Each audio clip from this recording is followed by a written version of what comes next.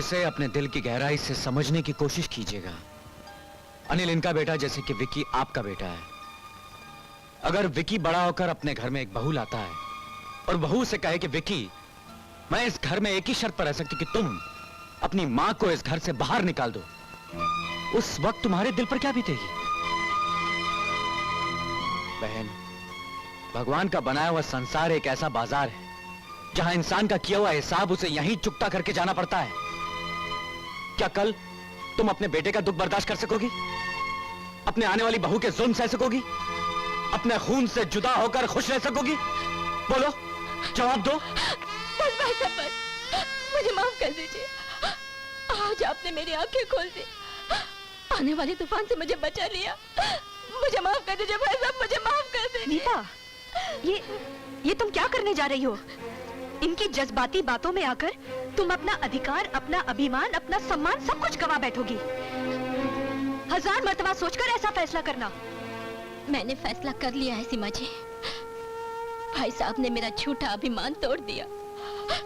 भूल मेरी थी, मैंने माँ समान सास का अपमान किया है। भगवान मुझे कभी माफ नहीं करेगा। माँ जी, माँ जी, मुझे माफ कर दीजिए।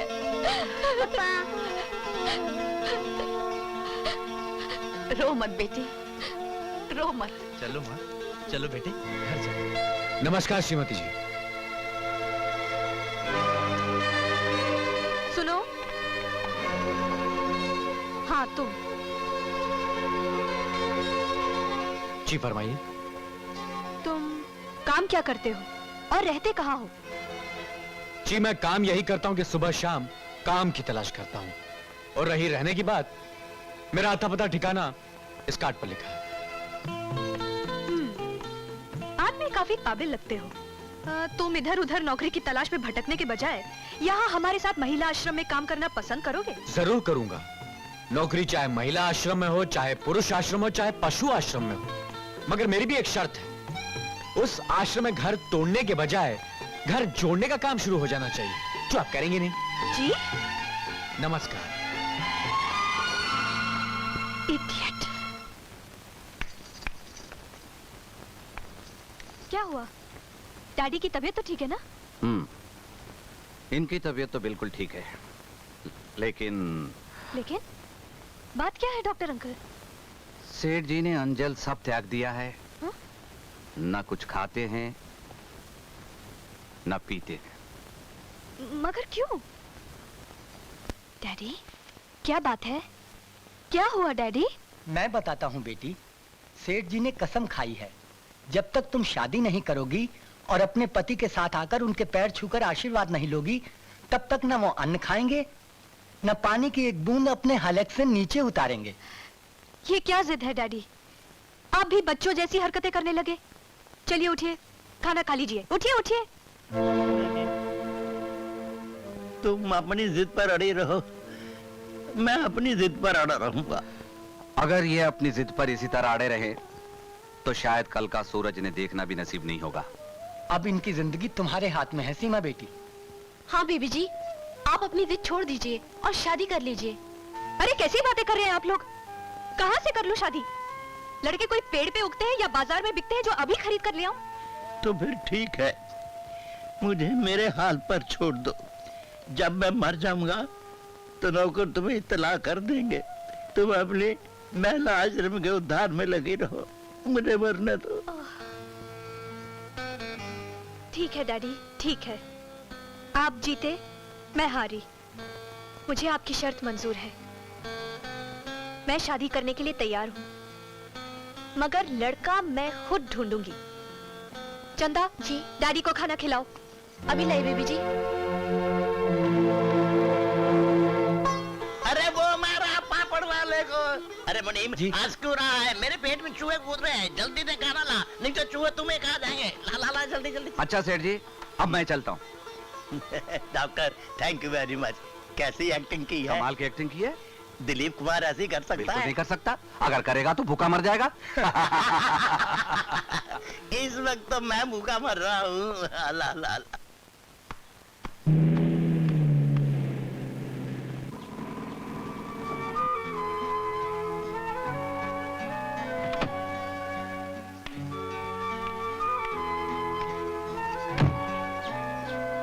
अमर बाबू यहीं रहते हैं क्या? जी हाँ। जरा बुलाओगे? जी अभी बुलाता हूँ।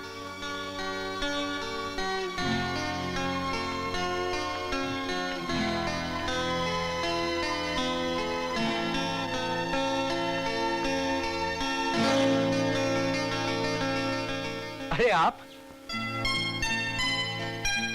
फरमाइए, क्या सेवा करूं आपकी? आपको नौकरी की तलाश है ना? हाँ, जिस तरह भूखे को रोटी की तलाश रहती है, उसी तरह आजकल के नौजवानों को नौकरी की तलाश रहती है। तो समझ लीजिए आपकी तलाश खत्म हो गई। मैंने आपके लिए एक बहुत ही खूबसूरत सी नौकरी तलाश कर ली है। मतलब वही महिला आश्रम की, घर तोड़ने वाली?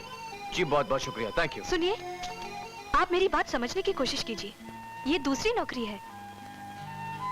अच्छी बात है, मैं अपने सर्टिफिकेट्स वगैरह लेकर आता नहीं नहीं, उसकी कोई जरूरत नहीं। आप मेरे साथ आइए।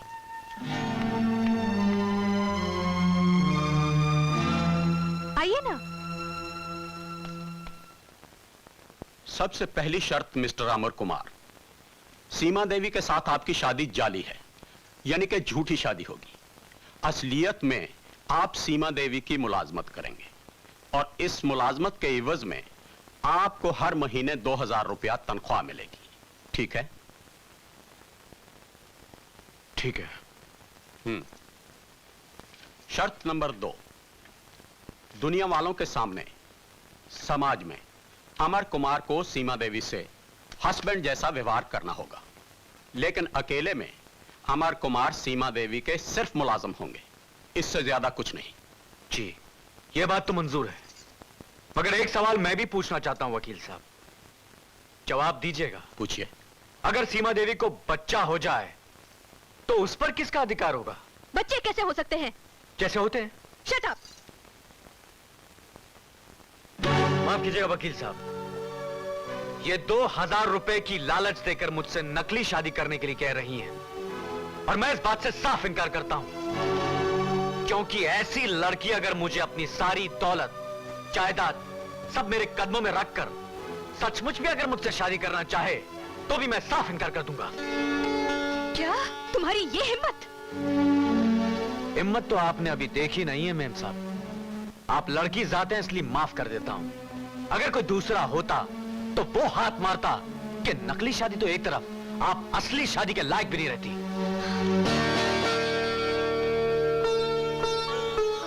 डैडी? मिस्टर अमर कुमार, मेरा नाम करमचंद है, मैं सीमा का बाप हूं। नमस्कार। नमस्ते। मुझे तुम्हारी साफ गोई और करख जवाब सुनकर बहुत मजा आया।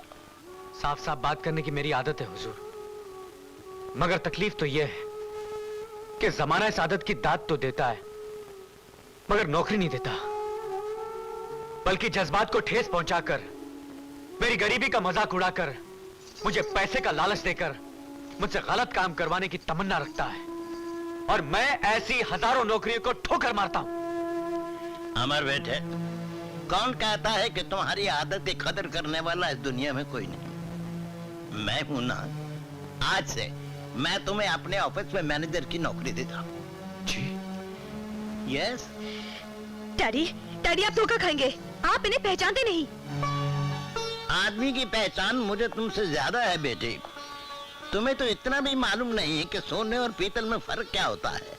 पीतल से बनते हैं बर्तन और सोने से जेवर। तुमने सोने को पीतल समझ लिया। आओ बेटे।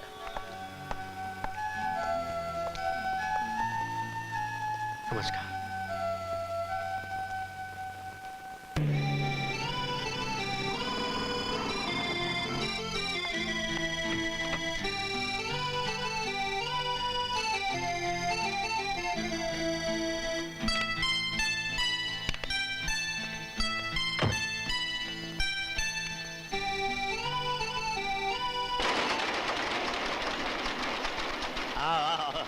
हमारे बेटे जरा फैक्ट्री देखो।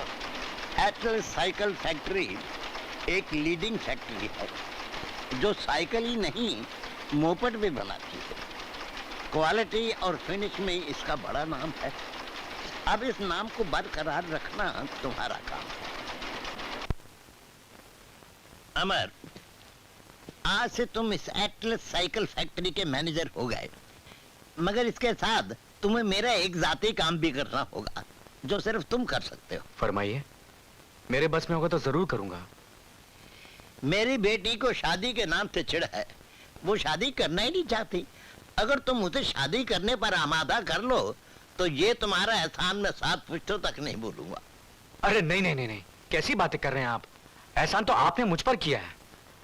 अगर मैं आपके किसी काम आ सकूं, उसे मैं अपनी खुशनसीबी समझूंगा। और सीमा जी की जो जिम्मेदारी आपने मुझ पर सौंपी है, उसे मैं निभाकर ही रहूंगा। सच? Yes sir.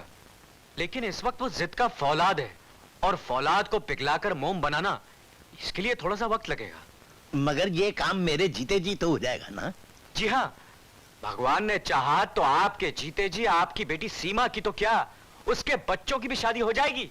जियो बेटे, तुम्हारी बातों से मेरी आस बनने लगी है। काश तुम मुझे पहले मिले होते। अच्छा सर, मैं चलूं? जाओ, जीते रहो। भगवान करे बेटा, नौकरी में तेरी तरक्की हो और पगार में पूरे 500 रुपए की बढ़त हो। माँ, इस प्रमोशन के लिए ऑफिस में बहुत से क्लर्क्स पूरी कोशिश कर रहे हैं, लेकिन मेरा रिकॉर्ड देखकर मुझे लग रहा है ये प्रमोशन मुझे ही मिलेगी। भगवान करे ऐसा। पापा, एक बात पूछूं? बोल। एक दिन शारदा मम्मी की ठोकर से कप टूटा तो नानी ने उनको थप्पड़ मार दिया, और आज नानी की ठोकर से गिलास गिरा तो भी नानी ने शारदा मम्मी को थप्पड़ मार दिया। ऐसा क्यों? एक बहुत आसान सी मिसाल दूं? ये क्या है? छुरी। ये क्या है? सेब। अभी छुरी को सेब पे गिराओ या सेब को छुरी पे गिराओ, हर हालत में बेचारा सेब ही कटेगा। और ये जो तेरी नानी है ना, हाँ? ये छुरी नहीं है, ये कुल्हाड़ी है। तो कुल्हाड़ी को पैर पे मारो या पैर को कुल्हाड़ी पे मारो, हर हालत में पैर ही कटने वाला है।